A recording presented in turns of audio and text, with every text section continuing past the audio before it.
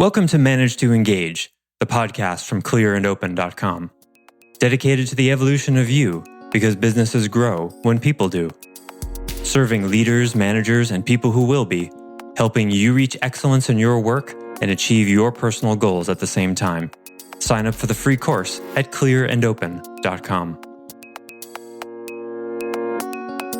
It's up to you. It seems as if life doesn't seem to care which path you choose, right? But guess what? You're gonna learn the lesson either way. Do you want to learn it the quick, easier way, where you choose the terms of discomfort?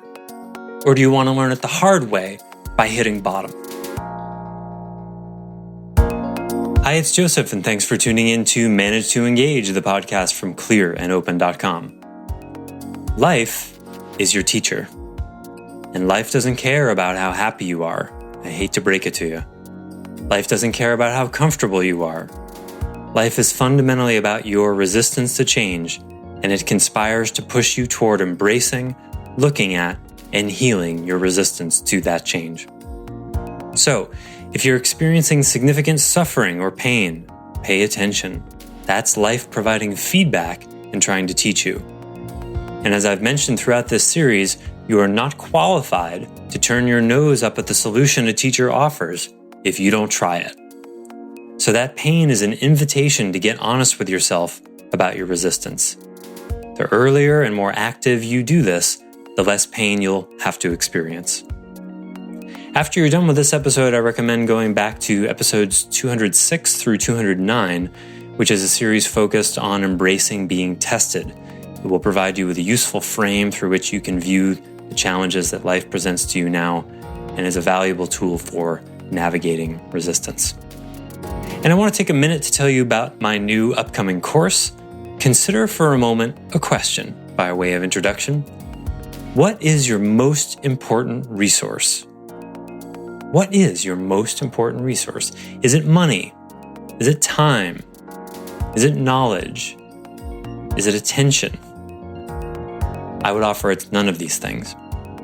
Your most important resource is your ability to change. Whatever it is you're after, it requires you to change. Have you noticed? New habits, new behaviors, new ways of thinking and being. Rarely does mere intention do the trick. You have to change. If you want different results in your life, you need to do new, often uncomfortable things that challenge you to be a different kind of person. And while we all like to say, I don't know how, or change takes time, the real reason that stops most people is their unconscious relationship to change itself. Your ability to identify the needed change and take effective steps to execute, I think, is everything. Many people know exactly what they need to do for years, even decades before doing it, and that gap is entirely about their relationship to change. So the question then is it possible to change how you relate to change? And my answer is, you bet. The first step is realizing that's the issue. You were taught that knowing about something is enough to make a difference, and you know by now that it's not. There's an old saying in Zen, to understand and not to be is not to truly understand. How do you bridge the gap between mere mental understanding and true embodiment of what you know? How do you do this as quickly as possible? That's what you'll learn in this 11-week course beginning January 9th, 2020. Come prepared to become someone else who happens to be you. Courses are free for Clear and Open members. For more information, head to clearandopen.com. Thanks so much for listening. Let's start the show.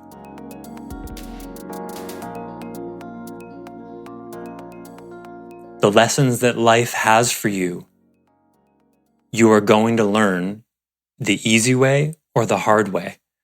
The lessons life has for you are not up to you. You don't get to choose them. I wish this were different. It would be lovely if you got to just choose it. But the lessons life has for you, if you really consider this and look through this lens, you'll see it, you'll experience it to be true. You don't get to choose those. You get to choose how and when you deal with them. You get to choose to try workarounds, to procrastinate. You have free will to do that. But have you noticed They always come back. Whatever you're putting off, whatever you don't want to deal with, eventually you're going to have to, if you want to be a guitar player, you're going to have to learn where all those A's are. Eventually you will surrender to that. It took me 20 years. What right now is taking you 20 years? Maybe it doesn't have to take 20 years. Maybe whatever it is you're resisting, you could break through right now and take it on. Maybe you could. How would you do that? By looking squarely at what the resistance is. Exactly how is it that I don't want to deal with this? How does that work? What's the pain I'm avoiding? What's the emotion I'm avoiding? What exactly am I afraid will change? What is that? And then you just be with that. And if you have a coach, a therapist, a helper, a really good friend, talk with them about that fear. Be with it. Work through it. Challenge it.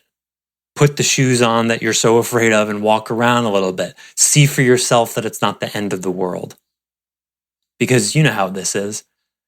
The reality is never as bad as the fear. You know, that prescription I talked about healthy work boundaries and suspending friendships. I've even done that with marriages.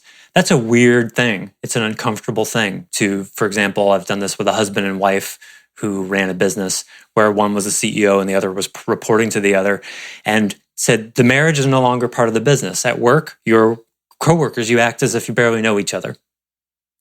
And that took them a couple of months to really try on. But when they finally did, guess what? All their business problems went away. It's not magic. It's common sense. You can't be husband and wives don't run businesses, right? Because there just needs to be someone at the top who can make a decision. Call that the CEO. And if they care too much about what the person reporting to them thinks of them, they're not going to push them very hard. And then there's no accountability.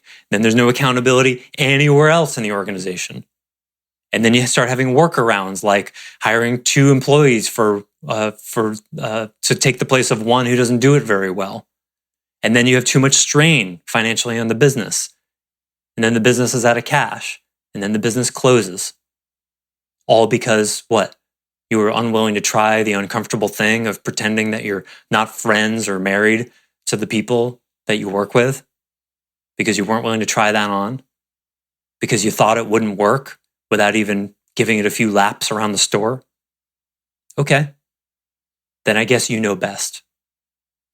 It's sad to me, but my work is, to be patient and to trust that ultimately people's change isn't up to me. It's between them and life.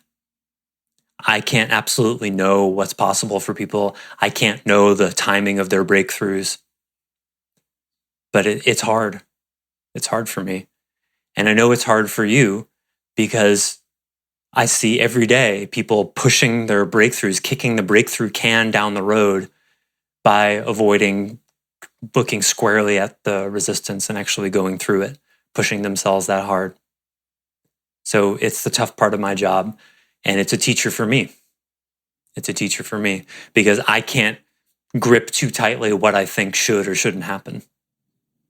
And so it's like walking a tightrope for me, being invested in the process and helping people and nudging and selling the same ideas again and again and navigating resistance with people to the solutions that I know will work. And at the same time, surrendering to, I don't know what the outcome's supposed to be. Maybe this person needs to learn the hard way. It's up to you. I guess that's where I would leave it.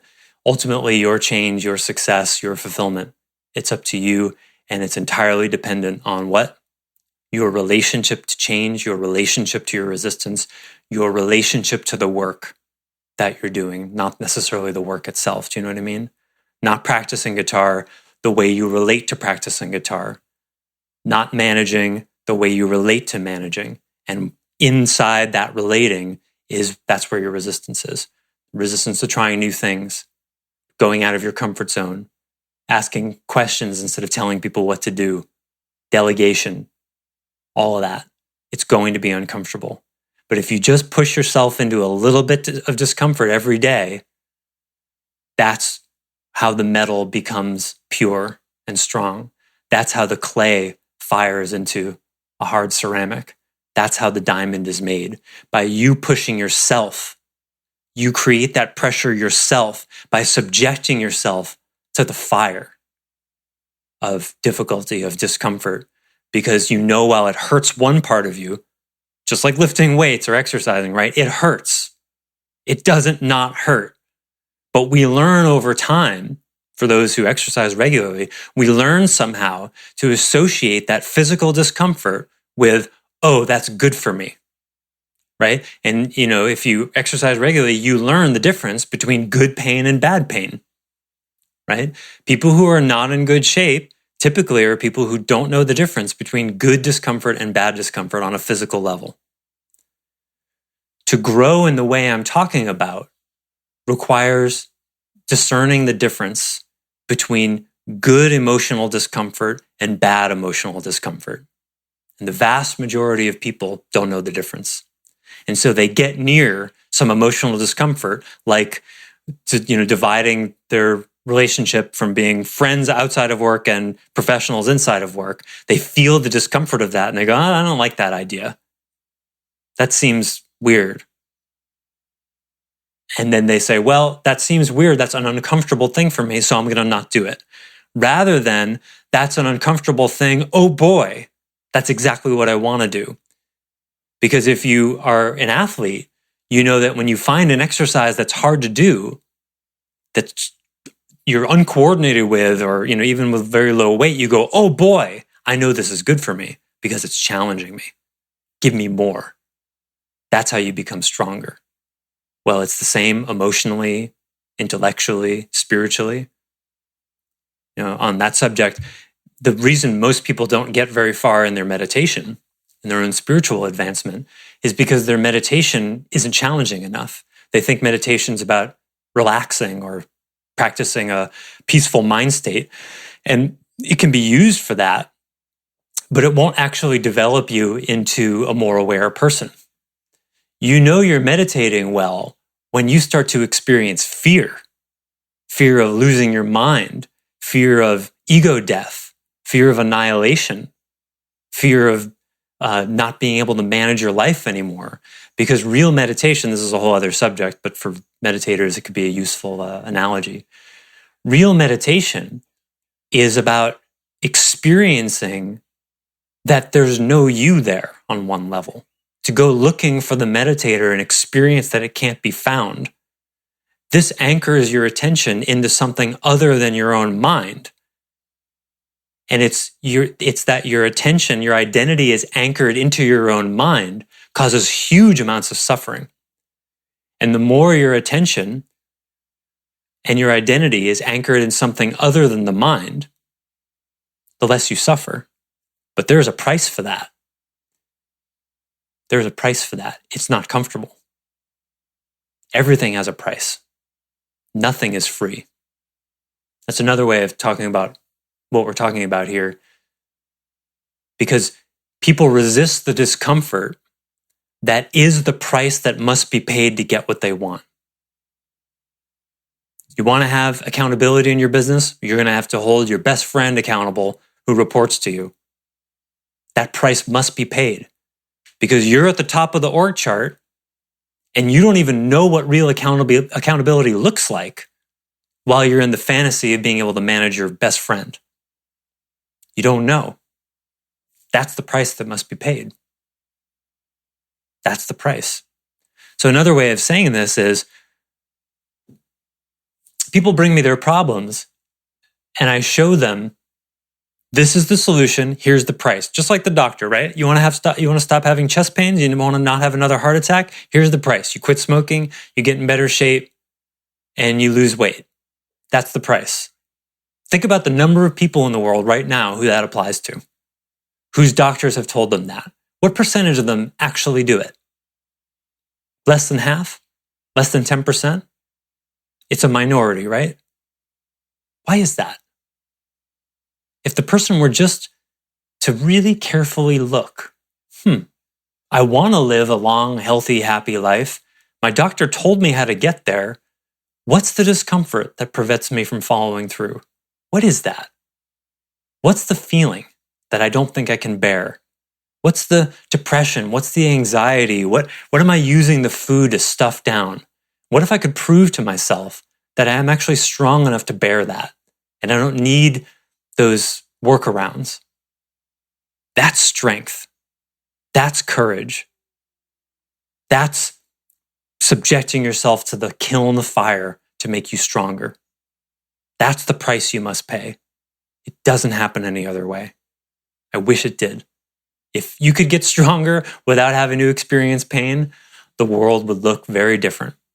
So ultimately the question is this, because like I said, I thought I didn't have more to say, but it turns out I did. Like I said before, you don't get to choose what life is going to teach you. Your life lessons are life's lessons for you. And you've got two choices. You can be reactive and be a passive recipient of life's lessons, and it will kick your ass. If you think life happens to you, then it will. And it will kick your ass. Or you can be proactive and say, what is life trying to teach me? And how do I make it so that I'm listening so well and choosing the discomfort so that it's more on my terms and happens faster? So that I make these changes and deal with the discomfort by choosing it rather than letting it happen to me. Right? So after the first marriage, you spend a year in therapy going, okay, what exactly did I do to attract a person who did all this to me? And what did I do to them? And how do I make sure this doesn't happen again? Or the marriage could end, you can go, well, I guess that didn't work out. Let me see who else I can find. And if you do the latter, you're a whole lot more likely to go through it all again. It's up to you. It seems as if life doesn't seem to care which path you choose, right? But guess what? You're going to learn the lesson either way. Do you want to learn it the quick, easier way, where you choose the terms of discomfort? Or do you want to learn it the hard way by hitting bottom? That's your choice. Now, the teenager inside all of us stomps its feet and goes, but I want to learn it the comfortable way. And life goes, I don't know what to tell you. You don't make a diamond without pressure. The clay doesn't turn into a bowl that you can eat out of unless you fire it. And the metal in that sword is weak as hell unless you fold it 10 times and pound the hell out of it at 1,000 degrees. That's just the way it works. The caterpillar doesn't get to say, but I want to turn into a butterfly just by attaching wings to myself and stay a caterpillar. I don't want to have to turn into goo. This is the way of things. Pressure builds strength. So you can either choose it or let it happen to you. Probably you've experienced both in your life. Which do you want to do? Which do you want to do? If you come for help to a therapist, a coach like myself, a teacher, whatever, if you come from this place, realizing there's already resistance in you, and that's your job to be on top of that. The helper can help with it too. But if you don't do your side of it and actively question and bring to the helper, oh my God, this solution makes so much sense and I'm resisting it. Help me. Make it smaller. Make it easier. I'm having a hard time making the leap. I don't really know what the fear is. You bring that. That's working through resistance. All right? I think that's enough. Thanks for watching. Wherever you are and whatever you're working through, I wish you well with it. And I hope you can learn life's lessons with the minimal pain necessary to forge you into a greater you.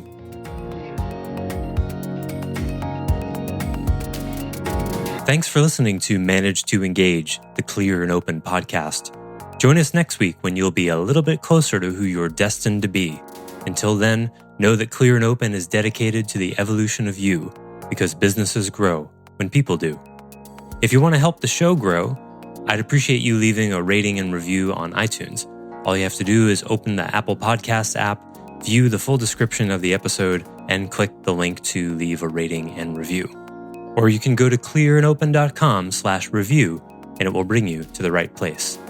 If you're looking for more support on your journey, head over to clearandopen.com for even more tools, articles, and free resources. Thanks so much for listening. Bye for now.